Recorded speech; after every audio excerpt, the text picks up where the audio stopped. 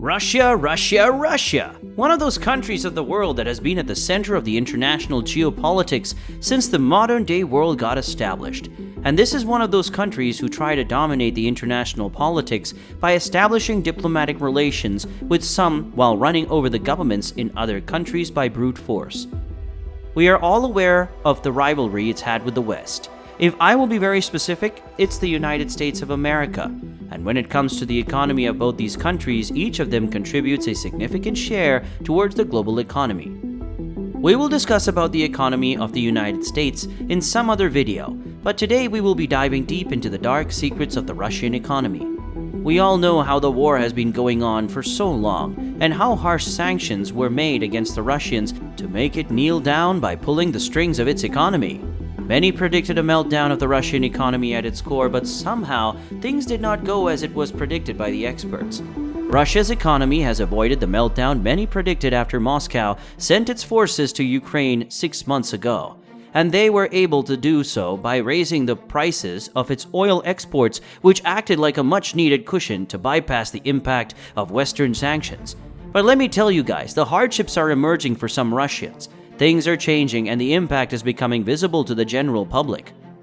After predicting at one point that the Russian economy would sink more than 12% this year, exceeding the falls in output seen after the Soviet Union collapsed and during the 1998 financial crisis, the economy ministry now expects a 4.2% contraction. High global energy prices have helped the Kremlin follow through on President Vladimir Putin's pledge in March to reduce poverty and inequality despite crippling Western sanctions and inflation. Some economists have even compared the situation to the COVID-19 pandemic, when authorities increased payments for those most vulnerable to the crisis. Alexei Firsov, who is the founder of social studies think tank Platforma, says that so far, there are no signs that the drop in living standards could lead to unrest. He further states that the living standards decline has not reached that point, where attitudes towards reality start to change significantly and the fridge clearly begins to beat the TV. Here, he is taking the reference of a Russian saying that describes the tension between people's experiences and what state television has led them to expect.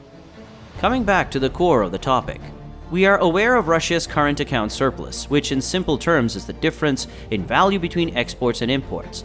And this has more than tripled year on year in the first 7 months of 2022 to a record $166.6 billion, as revenue soared while sanctions caused imports to plunge. The commander-in-chief of Russia, Putin, has ordered 10% rises in pensions and the minimum wage to soften the blow from inflation, while major employers such as number one lender Sberbank and gas giant Gazprom raised salaries from July. Yes, you're hearing this right.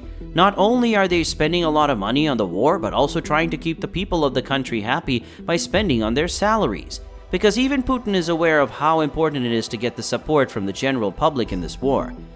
And you might be really surprised to know that the unemployment rate was 3.9% in June, which is at its lowest since the Statistics Service started publishing the figure in 1992. This is data taken from Icon database if you're interested in the source.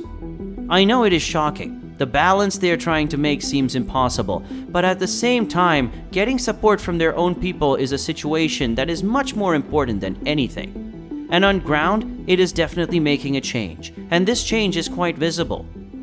It might shock you, but according to polling by the independent Levada Center, Putin's approval rating was 83% in July, up more than 10 percentage points since the Ukraine campaign started on February 24th. If we have a look at the inflation, which at one point of time soared to a 20-year high of 17.8% in April, after the ruble collapsed to a record low against the US dollar, it's now seen ending the year at 13.4% according to the economy ministry. And the credit goes to the emergency capital controls that have helped the ruble firm more than 25% this year, which inevitably made it the world's best performing currency so far in 2022. That is just bonkers. We all know how a situation of war pushes back the economy, but in this case the situation seems a bit different. It also gives a hint that how well the Russians have planned to enter into this war, so that at the end of the day they are able to survive their economy while getting their goals in place. Not only that has helped rein in inflation and stop the panic buying seen after sanctions were imposed by Western countries, while sanctions mean consumer goods like Guinness beer, Zara clothes, and Nespresso coffee capsules have disappeared from the shelves. Some Russians told Reuters they were also struggling to find staple goods, including some medicines. Some complained about a shortage of car parts, as many Western manufacturers have either suspended operations or left Russia entirely. Russia's biggest car maker, Avtovaz, has cut production and is offering some workers voluntary redundancy due to lack of components. Larissa, a 65-year-old pensioner from Belgorod, a city near the Ukrainian border, said that she, as a retired person, cannot afford what is on offer. Prices for the products I buy have jumped by 30% on average, and even the official figures are not able to hide it out. According to the official figures, it shows that consumer prices have gone up 10.7% so far this year, compared with a 4.7% increase in the same period of 2021. But according to statistics service Rostat, prices for sanitary pads have risen 41% year to date.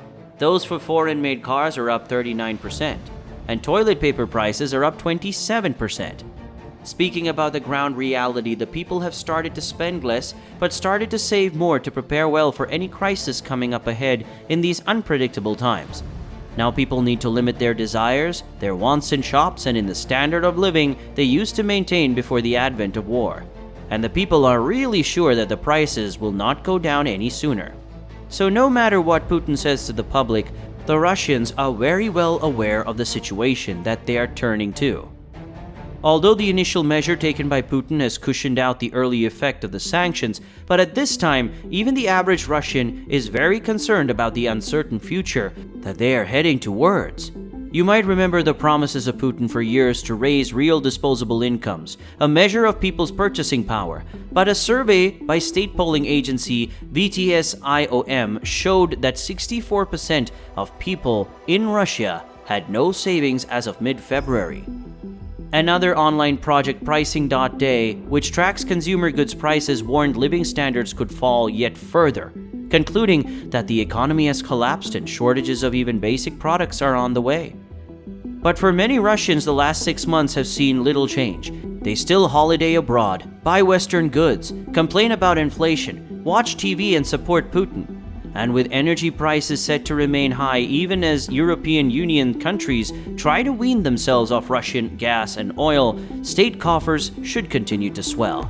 Although Russia has said it plans to reinstate its policy of topping up reserves with excess oil revenues. But how long are they going to survive that is the actual question. But the situation contemplated by the average Russian in Moscow is little different as people relax, go to eat, go out, spend money just as they did before. They think that everything has normalized, more or less, given how the West wanted them to live. And this might be because of the show that Putin is playing on Moscow. The real question will be how long will it last and how long will Putin be able to pull it off? And this is a question that time will be able to answer better. Thanks for watching, guys. Have a great day.